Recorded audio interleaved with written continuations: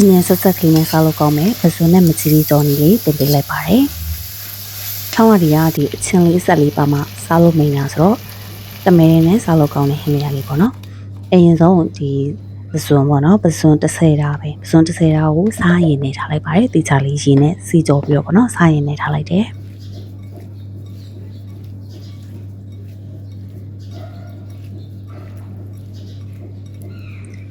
မကြီးနုနုလေးကိုထောင်းဖို့အတွက်အရင်လွှာလိုက်တယ်မလွှာပဲထောင်းလိုက်ရတယ်နော်ထောင်းလို့လွယ်အောင်လို့လွှာထားတာပါစားတစွန်းထည့်ပြီးတော့ထောင်းပါတယ်အဲ့ဒါကတော့မကြီးလေးအယောင်လေးမမဲသွားအောင်လို့ပေါ့နော်စားတစွန်းထည့်ပြီးတော့ထောင်းတယ်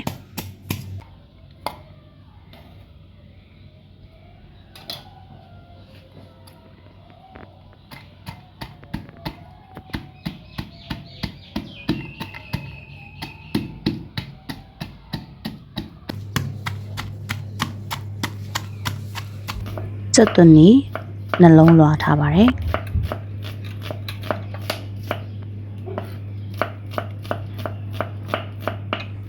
ငရုတ်တီးရလဲအတောင်ကြီးကိုမှနှစ်တောင်မှာငရုတ်ကြောင့်မလဲထဲမှာဆိုတော့ငရုတ်ဒီအစိမ်းကတော့နှစ်တောင်ပဲလွှာထားလိုက်ပါတယ်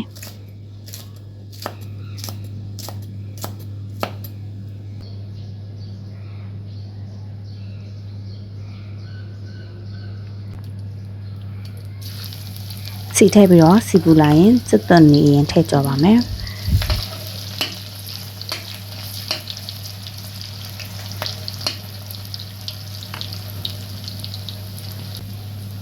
ပြီးရင်တော့နွဲ့မုံနဲ့ငယ်ထည့်မယ်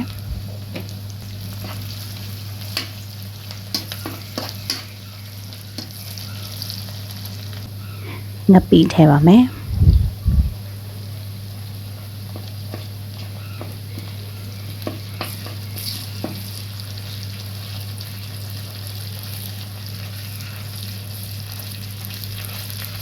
ငပိကိုမွေးနေအောင်အရင်ကြောလို့ငပိနဲ့မွေးလာပြီဆိုမှငရုတ်တီးထည့်ပါမယ်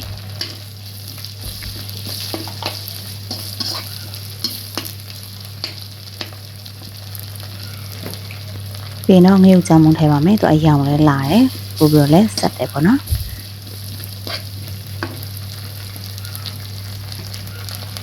ပြီးတော့ခဏစားနဲ့နေထားတဲ့ပစွန်တွေကိုထည့်ပြီးတော့မွေပါမယ်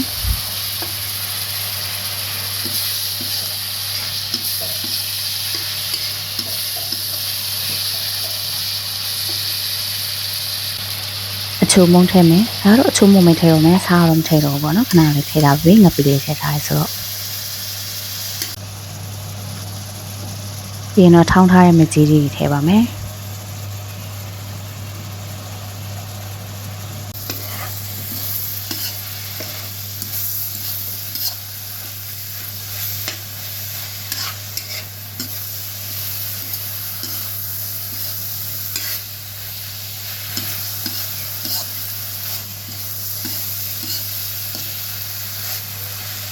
ပြီးတော့ငံပြားရဲ့တစွန်းထည့်ပါတယ်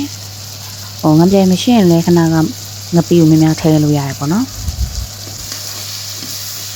ပြီးတော့ထပ်ပြီးတော့မွေပေးပါမယ်